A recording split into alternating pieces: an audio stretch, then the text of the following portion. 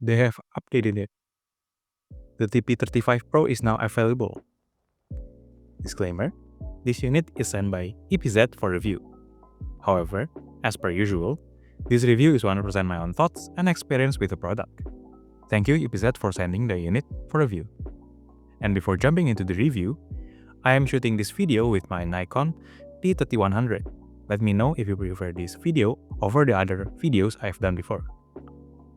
EPZ seems to listen to the public opinion, and I think it is a very good thing from the EPZ part.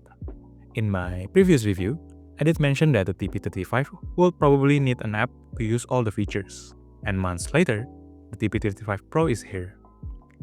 The new TP35 Pro offers a new microphone support for the single-ended port, and a new application to use.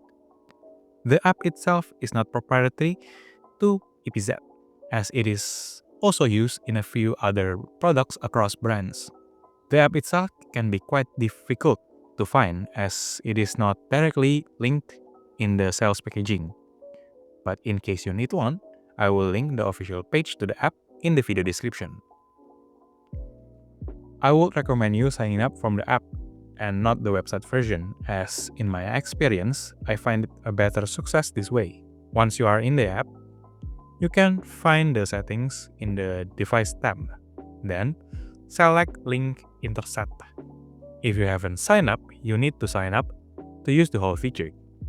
Inside, you can set up the EQ profile, digital filters, gain mode, and many other features of the TP35 Pro.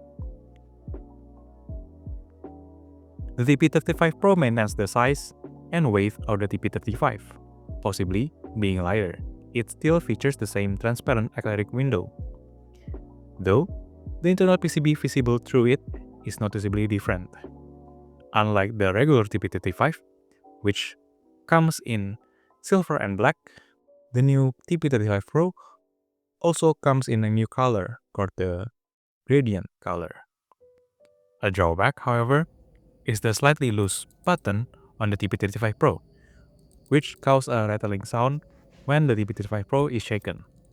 As for the sound, what is the difference between the TP35 and the TP35 Pro?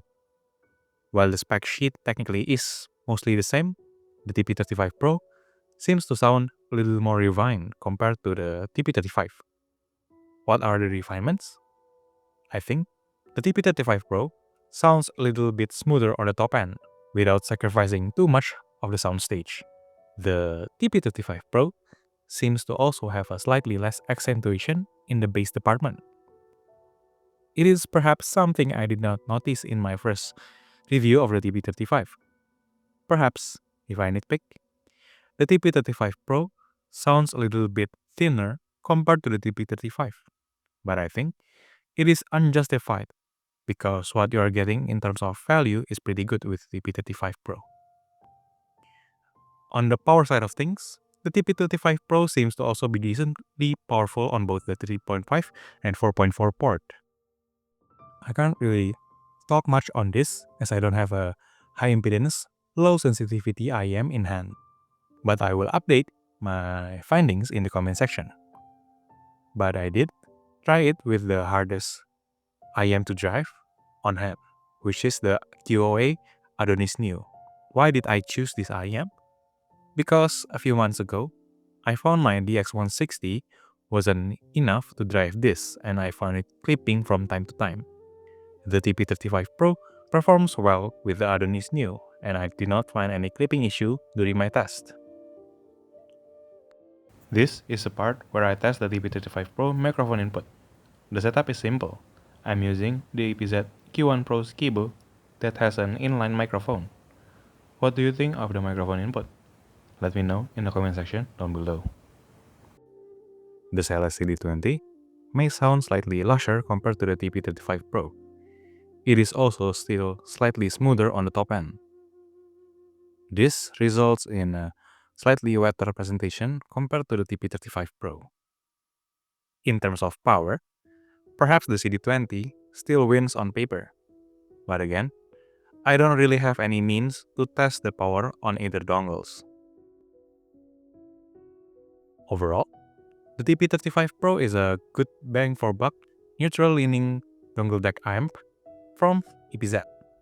It is a slightly upgraded version of the previous TP35. It has an app to utilize the built-in features, and it also have a nice microphone support with the 3.5mm jack. Perfect for those who are looking for an audiophile-grade dongle that can also be used for gaming. The TP35 Pro has a decent power in both the 3.5 and 4.4 port. Perhaps, if I would be nitpicking, the TP35 Pro sounds a little leaner compared to the TP35, and the buttons can feel slightly loose. That is it. That is my review of the TP35 Pro. Have you tried the TP35 Pro? What are your thoughts on it? Let me know in the comment section down below. Thank you all for watching. Thank you EPZ for sending the unit for review, and I will see you in the next one.